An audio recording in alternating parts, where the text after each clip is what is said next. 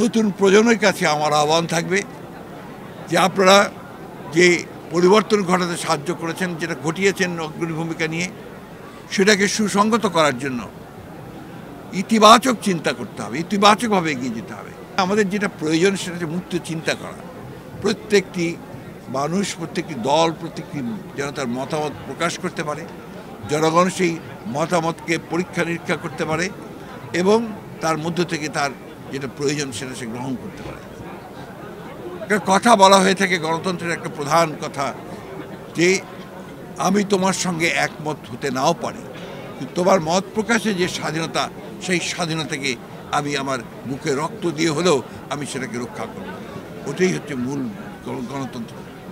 আজকে আমরা দুর্ভাগ্যের সঙ্গে লক্ষ্য করি কিছু কিছু মহল থেকে এই প্রচেষ্টা করা হয় একমত না হলেই সে শত্রু হয়ে যায় এবং তাকে মেলাইন করার জন্য বিভিন্নভাবে আপনার কথা বলা হয়।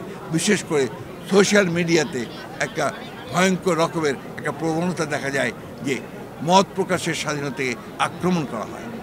আমি মনে করি মুক্ত চিন্তার বিকাশের জন্য এটা অত্যন্ত অন্তরায়। সানবিট সব দিবে সামাল। সানবিট ম্যাজিক প্রেস ডিশওয়াশিং এর মাথা ঘোরানো সলিউশন।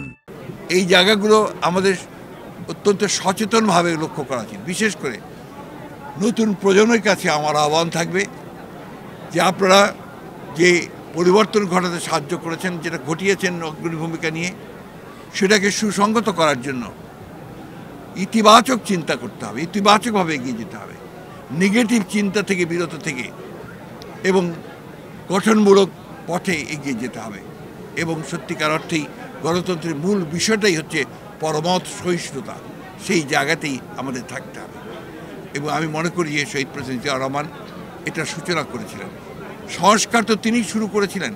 একটা বদ্ধ একটা রাজনৈতিক ব্যবস্থা ছিল, একদলীয় শাসন ব্যবস্থা, বাকশাল, সেখান থেকে তিনি নিয়ে এসেছিলেন বহুদলীয় গণতন্ত্র, মুক্ত সংবাদপত্র। এটা অনেকেই ভুলে গেছে, আজকাল অনেকেই জানেন না হয়তো ইয়াং জেনারেশন, যে সেই বাকশালের মধ্য দিয়ে সমস্ত সংবাদপত্রকে নিষিদ্ধ করা হয়েছিল। শহীদ প্রেসিডেন্ট জিয়া রহমান সেটাকে মুক্ত করে দিয়েছিলেন, মৌলিকাধিকারগুলো ফিরিয়ে দিয়েছিলেন। আর আমাদের দেশের বেগম খালেদা জিয়া তিনি এই পরিবর্তনের মধ্য দিয়ে সংসদীয় গণতন্ত্রকে ফিরিয়ে নিয়ে এসেছিলেন এবং তত্ত্বাবধায়ক সরকারের যে বিধান, অর্থাৎ আমরা যেটা বলছি যে নির্বাচনের সময় নিরপেক্ষ সরকারের ব্যবস্থা থাকা উচিত, সেই জায়গাটায় তিনি নিয়ে এসেছিলেন, সেটাকে সংবিধানে সন্নিবিষ্ট করেছিলেন।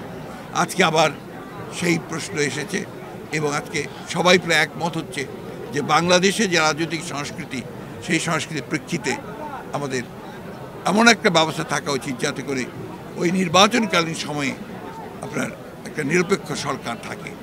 সেটার দিকেই আমরা এগিয়ে যাচ্ছি।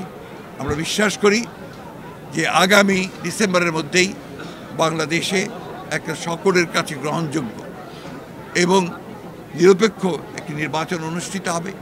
সেই নির্বাচনের মধ্য দিয়ে বাংলাদেশ গণতন্ত্রের পথে এগিয়ে যাবে এবং বাংলাদেশে একটা গণতান্ত্রিক রাষ্ট্র নির্মাণের পথকে আরও সোজা সহজ করে নিয়ে আসবে।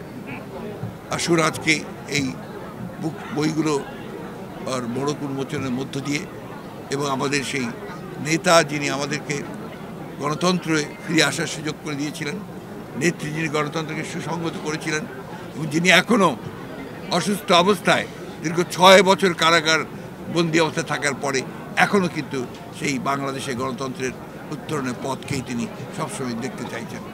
তাদের প্রতি আমাদের শ্রদ্ধা নিবেদন করে আমাদের যে তরুণ নেতা যিনি আজকে আমাদেরকে আন্দোলনে, গণতন্ত্রের জন্য আন্দোলন, যিনি আমাদেরকে একটা সত্যিকার অর্থেই গণতান্ত্রিক রাষ্ট্র নির্মাণের জন্য আমাদেরকে পথ দেখাচ্ছেন, সামনের দিকে এগিয়ে নিয়ে যাচ্ছেন, আমাদের সেই নেতা তারেক রহমানের প্রতি শ্রদ্ধা নিবেদন করে এবং আপনাদের সকলকে ধন্যবাদ জানিয়ে আমি আমার